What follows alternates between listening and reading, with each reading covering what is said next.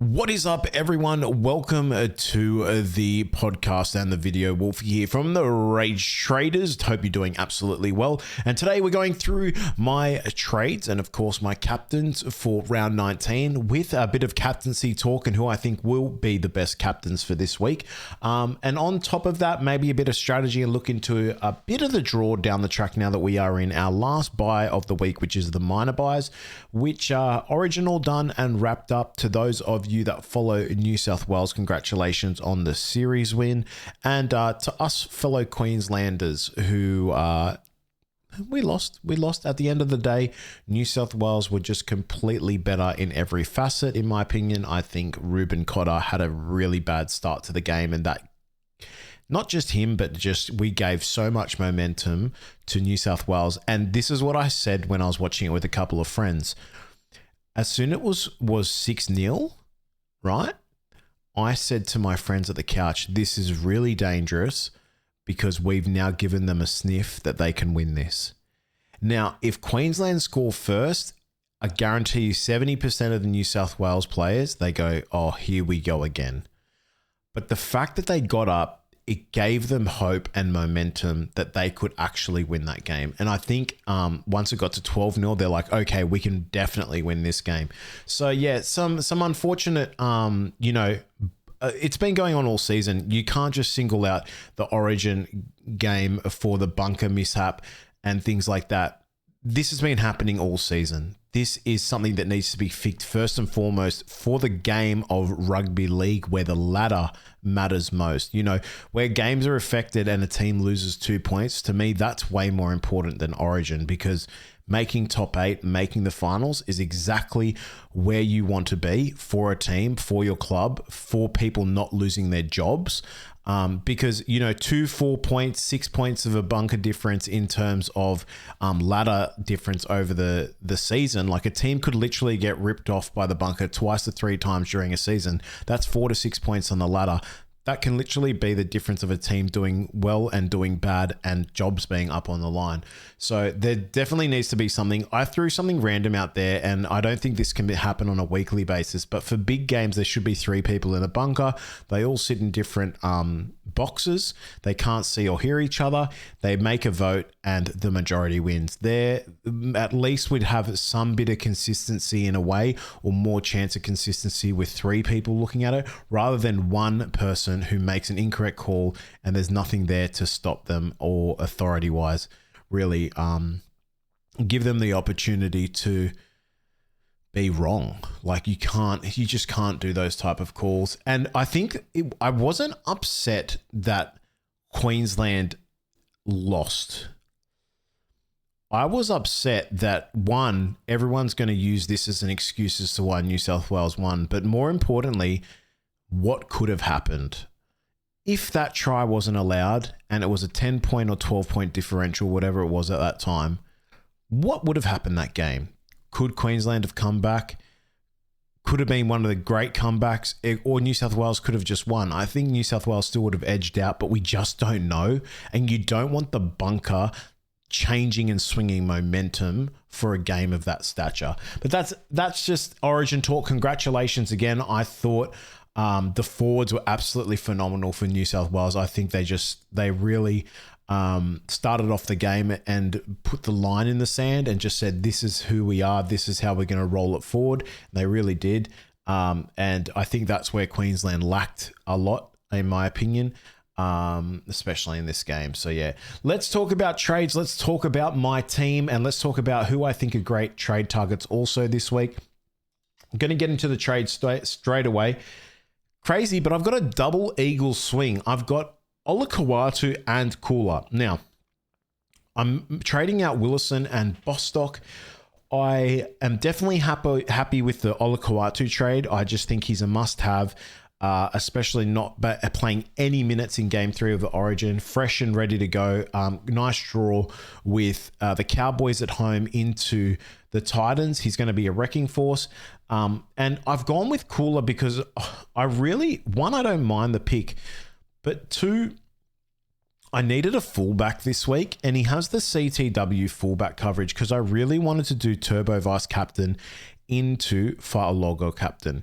Now, if Marky Mark is playing, Mark Nawanganitawaze, if he's playing against Parramatta, I know Sam Walker and Tedesco aren't there, but I think I will lean into possibly just having Turbo on the bench, having Suafaa Logo as my captain, and then maybe having Marky Mark in if I can afford it some way and going in like that. So that's my plan for this week. Now, again, if I do stick with Cooler, I really like the Manly's run. I know they have a bye coming up. That is, it is what it is. I think their run is amazing.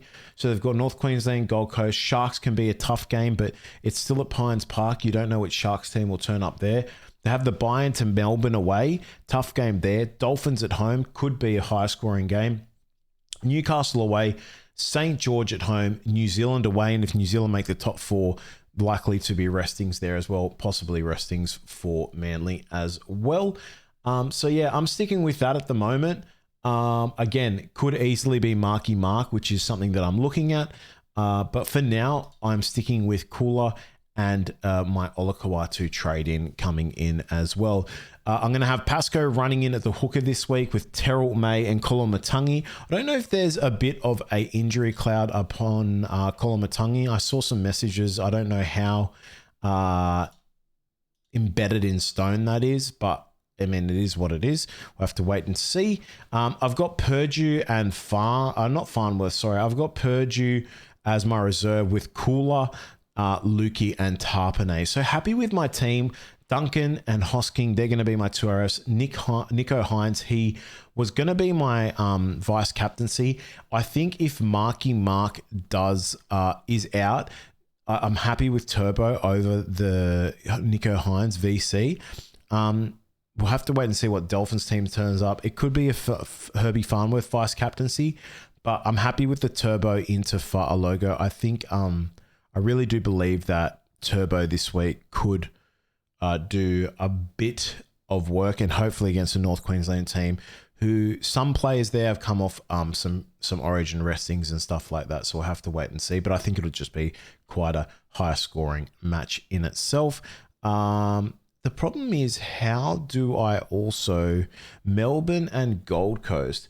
I mean, I'm just trying to think here. What do I do vice captaincy loop wise?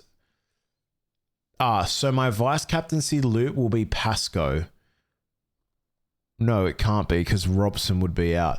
I've actually got a bit of a dilemma here. If I have Turbo as a vice captain, how can I loop? That's really, really interesting. Maybe I'm not seeing something here, but I actually don't think I have a way of looping. So if that's the case, I might have to just go Nico Hines or Herbie Farnworth. Very interesting. I'll have to look more deeply into that, but I'm pretty sure I will need to have a Melbourne or Gold Coast player playing, which I do in Pascoe, but Robson would get locked in. So yeah, very interesting there. Some things to think of.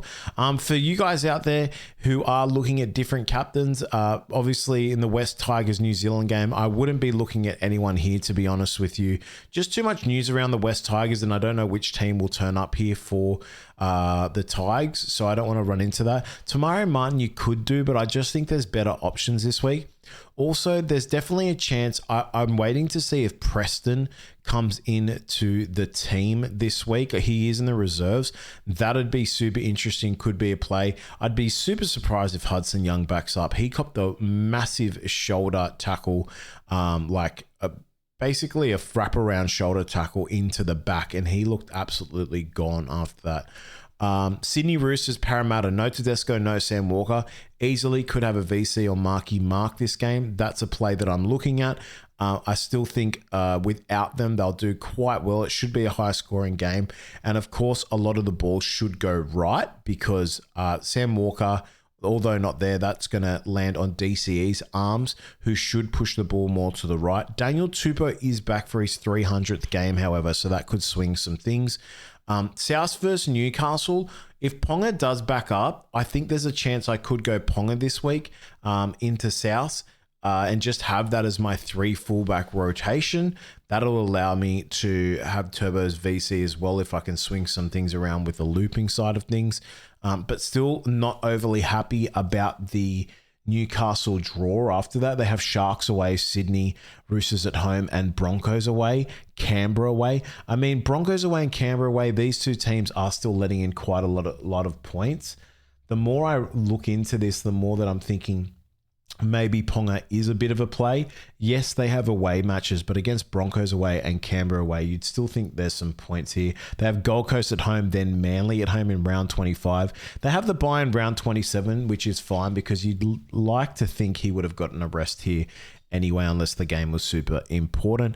Manly versus North Queensland. Of course, I love something like Olakau'atu, maybe even Tommy Turbo, or if you want to be really wild, Cooler or a Hopewadi. You could go a Drinkwater here if you are a Drinkwater owner as a vice captaincy play. And then into Melbourne, the obvious captain here is Suafa Alogo. And I assume these Origin guys will back up because they have the Sunday 6:15 game. Broncos, Penrith, St. George on the bye this round as well, so they can be your vice captaincy loop plays. But just look into that. Maybe I could I could do Couchman out, hold Willison, and then use Willison as my vice captaincy loop coverage in the second row forward position. That could be a bit of a play. Interesting. I have to wait and see on that one. But even then, no, I can't because Olakau'atu will lock out at the same time as Tommy Turbo. I am screwed. But yeah, that's my trades for now. You obviously know which way I'm going. If things change and I see someone like Marky Mark come in or a Preston come in, maybe I'll lock into one of those. And going forwards, guys, I have, after the 2 trades, I have 7 trades left with 1 boost. I could easily only do Olakau'atu trade this week and hold tight and steady. Something that I am thinking of because there's just been so much carnage lately, and it would leave me with 4 Eagles players, which is really tough when they have a bye, I think, for memory in round 22. So I really just have to pay attention to that. Even if I look into round 22, like obviously every other team is playing, I should be able to field a 17 on this one, but you just don't know what could happen. And maybe I have too many Eagles players doing this. But I like the thoughts of Kula as well as Olakau'atu for now. Trade outs. Let's just look at the trades at the moment for who is the most traded in and most traded out. Coach's choice, that always helps. Ranked in the top 1. Oh no, I'm an idiot. So Dane Jennings is coming in a lot at the moment for Set22. 2,034 trades there. A lot of people trading in for Dane Jennings. This is just a cash grab for sure. The problem is, and I've looked into this, is just the South draw. They have Canberra away, which is fine. They then have Melbourne at home, Sharks away, Parramatta at home, Bulldogs away, New Zealand at home. Are you really going to be putting him in there? I assume he's just a cash grab for people. Going down from Boscott to Dane Jennings, you're most probably pocketing around 400k. I can honestly understand that. Keon Kolomatangi from Xavier Willison, that is completely fine. Cody Ramsey to Dane Jennings. Olakau'atu from Willison is a big trade with Artavalo Lasardi. I tick that off. A lot of Dane Jennings here. Hudson Young, I'm not sure if he's the edge we need to look at right now with the way Canberra are performing. Latrell Sigwalt to Nicholas Hines this week as well could be absolutely massive. That's just all coaches in general. A lot of the top 1% are going with Olakau'atu and Hudson Young, with Keon Kolomatani and Dane Jennings for some cash grab plays. Honestly, could be a bit of a boost week for me as well. Considering my trades are so small, just pocketing the cash and giving me the momentum next week to do something could be great with Dane Jennings. But I don't really need the numbers this week. I'm pretty good. So Yeah, I'm not 100% on these trades. I'm pretty certain on Olakuatu. I really like that trade. The only thing is the cooler trade for me. Do I just sit with one trade, see how next week goes and boost and not have a marky mark in my team? Maybe that's the play. Then we can look at getting in. And this is what I wanted to do next week. I really want to get in a Tommy Jenkins. Penrith have a really nice run. If you're not a Jenkins owner, I think this could be a bit of a play. Penrith will have Broncos at home, Parramatta away, Canberra at home, New Zealand away, Roosters at home, Melbourne away, Bulldogs at home. I just think he's set for like the next 2 to 3 games to get some major points, and I don't want to miss out on that. So that's also another play that I'm looking at doing. But we'll have to wait and see. Anyway, I hope this has helped you guys a lot. Good luck with your trades. If you have any trades or options I didn't mention, please put them in the comments below. Of course, if you are listening on Apple or Spotify podcast, 5-star review, it does help. And on YouTube, like, comment, and subscribe for the algorithm. Wolfie here from the Rage Traders. Take care. Good luck in round 19.